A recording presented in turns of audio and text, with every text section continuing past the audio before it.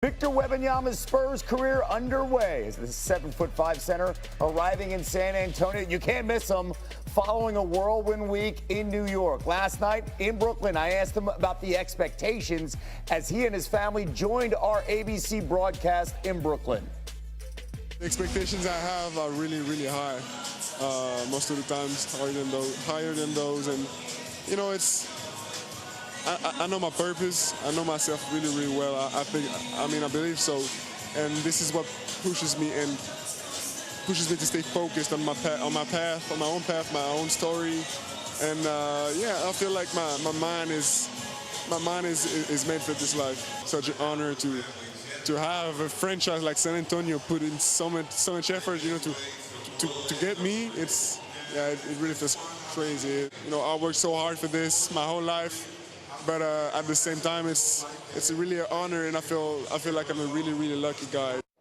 You can make the case the draft then began at number 2. The Hornets taking Alabama freshman star Brandon Miller right there over Scoot Henderson out of the G League. Henderson went number 2, 195-pound scorer. Not afraid of any challenges that lay ahead as he talked to Monica McNutt after being drafted. They get a dog that's going to come in and that's going to be hungry.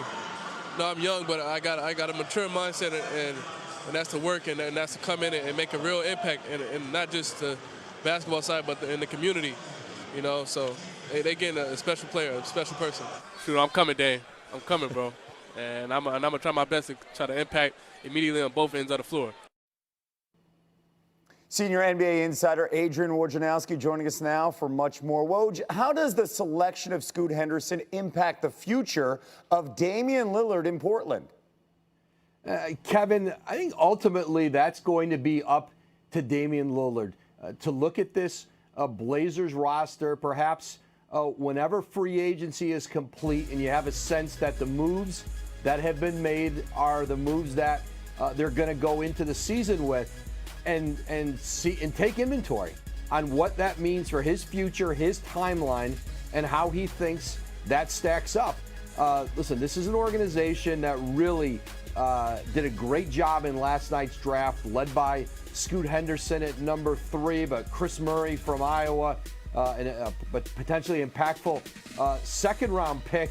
And, you know, after they hit it on Shaedon Sharpe last year in the lottery. And you couple that with Anthony Simons, a very good young wing player who's coming into his own with the Blazers, and certainly the likelihood that they'll re-sign Jeremy Grant this summer.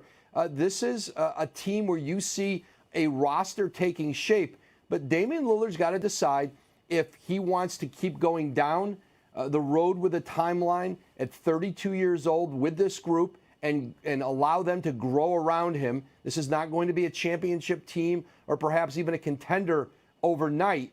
Or does he go to the organization and say, I think I'd prefer to be somewhere else? And I think recent history shows you, Kevin, that teams will accommodate a player, especially of that stature, if he asks them to go somewhere else. To your point, Dame will turn 33 next month, scheduled to make over $45 million next season.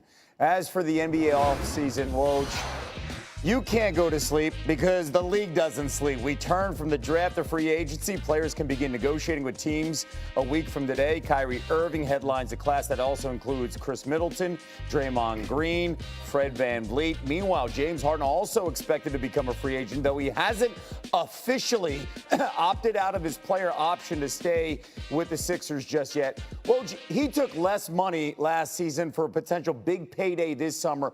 What are you hearing about the potential market here for James Harden? Well, start with Philadelphia, Kevin. They're determined to keep James Harden, but it'll be a negotiation. It's probably not going to be just the traditional full max long-term deal that he's been able to command throughout his career. And then, you know, look to his former home in Houston, where they have a tremendous amount of salary cap space. And, you know, there's been a mutual interest in a possible return there. But the Rockets have a lot of other options, too, in free agency as they build out their roster. And there's always sign and trade possibilities around the league.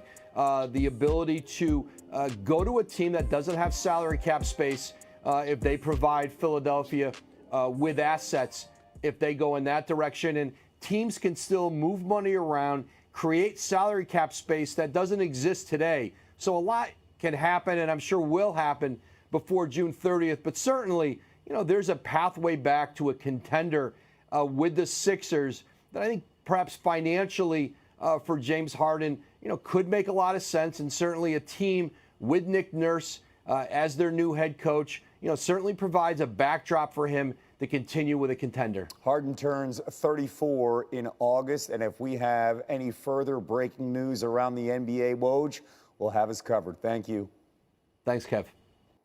Ahead on SportsCenter, Tony and Mike returning with their big